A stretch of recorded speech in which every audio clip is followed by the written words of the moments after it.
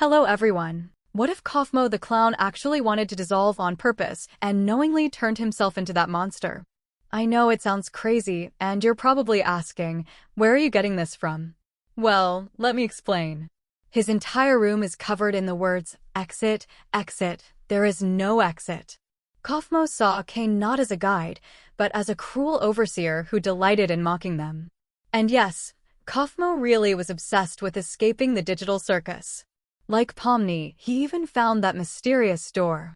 Not only did he see it, he stepped inside. We know this because of the pictures he drew, showing the same eerie liminal spaces that Pomni wandered through back in the pilot episode. But as we've learned, that door isn't really an exit at all. It's just another location generated by Caine, built from the desires of his players. It's glitchy, unfinished, and still doesn't change the fact there's no real way out of the circus. Judging by Pomni's shaken state afterward, Kaufmo probably tried to comfort her after their trip to that strange office-like space. But soon after, during his breakdown, Kaufmo took desperate measures. One of his drawings shows himself standing across from his own distorted, dissolved form, with the word "Why" written above. That means Kaufmo drew this before he turned into a monster. He knew it was coming, but for some reason, he didn't fight it. He didn't try to stop it, he only asked, why? Why does this happen? Why does everyone who goes insane turn into one of those things? And why does Caine, who loves to toy with them, actually hate when it happens? Another drawing shows Kaufmo writing, "The exit told me." Then again, "The exit told me." And again. But an exit can't talk. So who or what was putting these thoughts into his head? Something drove Kaufmo mad, something that convinced him to willingly give in to dissolution. You see, Kaufmo already knew what happens when you dissolve. You get dragged into the basement, that locked-off area of the circus no one else can enter. Only the dissolved end up there, and it's even shown in one of his drawings. So maybe Kaufmo thought the exit was down there. Maybe he believed dissolving was the only way to reach it. In other words, Kaufmo's final desperate hope was that by dissolving, he could reach the one place he hadn't yet explored and maybe find the true exit. But sadly, he never got the chance to find out. When he finally lost his mind, he lost himself completely. He couldn't recognize friends, couldn't understand words, he just attacked everything in sight.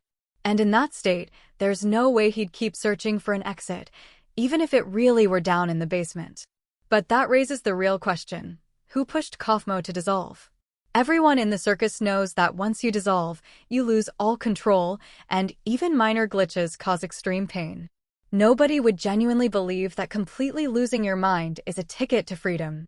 Which is why I can't shake the feeling that someone nudged him into this idea. I wish we could see what happened the day before. It reminds me of the Chinese series Link Click, where an organization can dive into the past through photos and videos to change history. That show blew up worldwide for a reason. It's emotional and unpredictable. By the way, the manhwa is also being published with a pre-order bonus calendar. Link in the description. But back to the circus. Who could have influenced Kaufmo? His wall drawings show he feared Caine. But honestly, it doesn't seem likely that Caine wanted him to dissolve. After all, that's considered a serious glitch in the game. And Kaufmo wouldn't have trusted him anyway. A much more suspicious figure is Jax. For some strange reason, Jax has access to every room. He constantly pushes boundaries, hurts people, abandons friends in danger, and mocks everyone. And most importantly, he was the last person to see Kaufmo before his dissolution.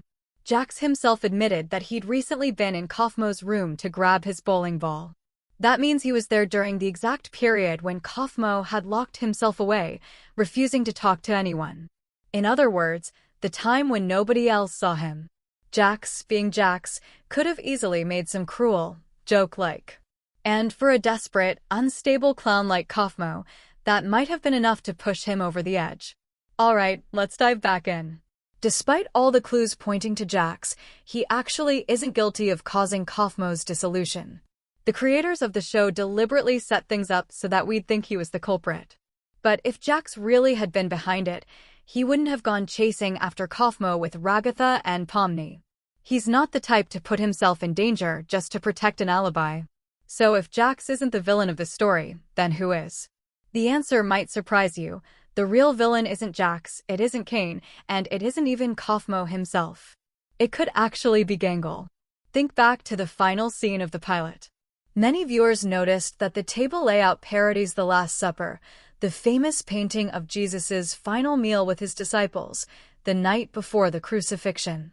But this wasn't just a throwaway reference, it was a deliberate clue.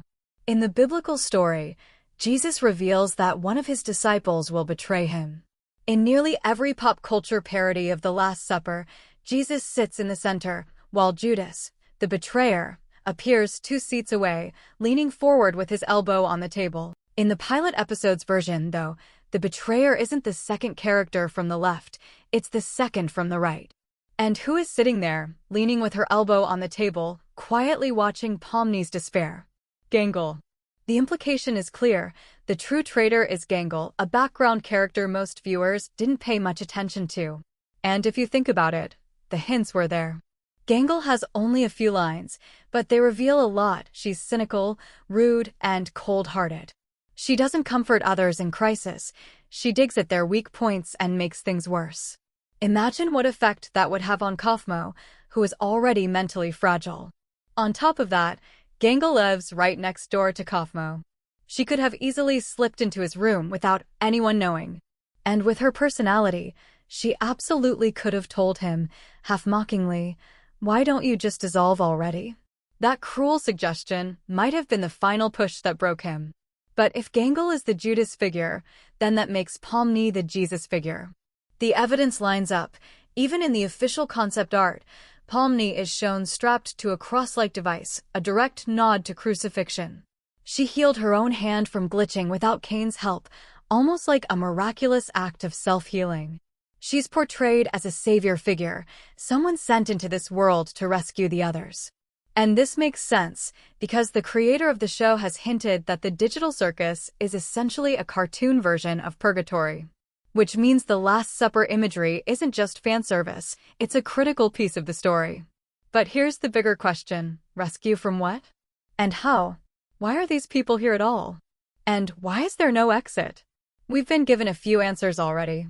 The digital circus is a game that players could enter by putting a headset on their heads.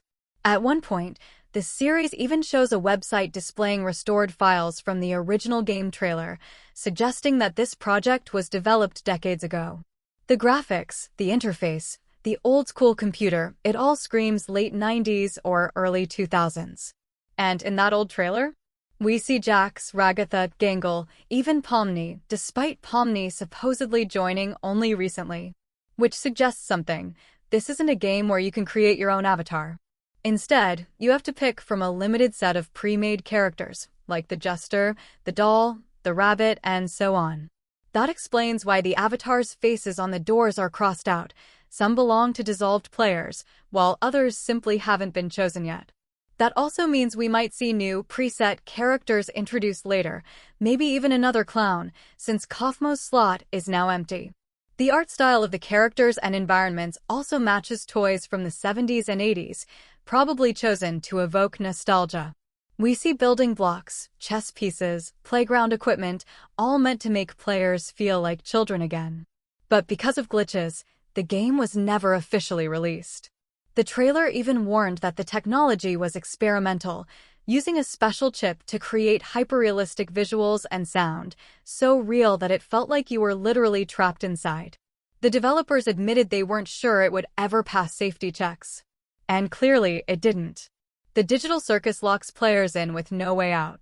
No regulator would have approved something that dangerous.